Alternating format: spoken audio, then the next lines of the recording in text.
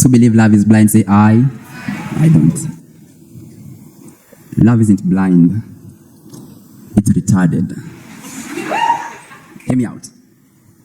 I loved her in ways that felt unspoken, like the silence between heartbeats. Slow, steady, constant, but never loud enough. I didn't know how to tell her that the curve of your smile made me see the rest of the world.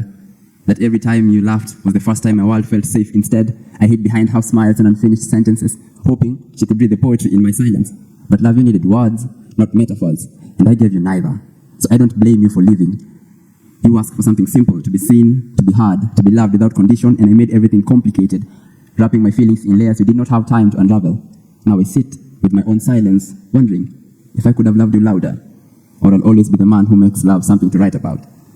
Because love isn't blind, it's retarded. But I tried to love her.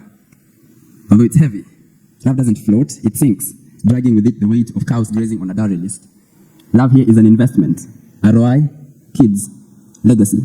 A family tree watered by the tears of women who are told to stay even when the roots are rotting. But I still loved her, and I tried. I loved her not just in the silence at midnight, or in the way our hands touched when she passed me ugali, or in the way my fingers lingered like a question waiting for an answer no. I poured my love into the cracks of love only to be slapped with a dowry list that felt like a ransom note from the past. I loved her in ways her ancestors would not recognize, with poems that meant everything to her and nothing to her father, with flowers that withered before I could afford the cows. Her father says, poems don't pay the bride price, kijana. And maybe he's right. He wanted a man who could slaughter a goat. I'm still figuring out how to prepare eggs without burning the pan. Her uncles wanted respect. I wanted to call them out on their hypocrisy, but I didn't. I swallowed my pride like the chapatis they offered, because where I come from, you don't just marry her, you marry the clan. And it's funny, in these modern times, tradition doesn't work alone. Love shares a bed with our own chaos. Dating is like buying boiled eggs at a nightclub. Sounds like a good idea, but you regret everything in the morning. Instagram captions have replaced love letters. Ghosting is a black hole where feelings go to die.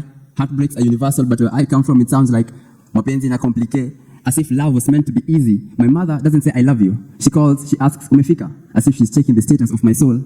She serves me food that serves as a healing potion. Each morsel a reminder that love is found in the little things. The chapati is made just right. The way she questions my late nights. She doesn't ask me about girlfriends, but when I bring one home, she turns into a detective.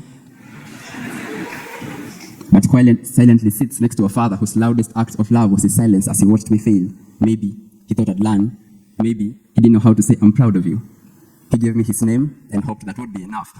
Psych.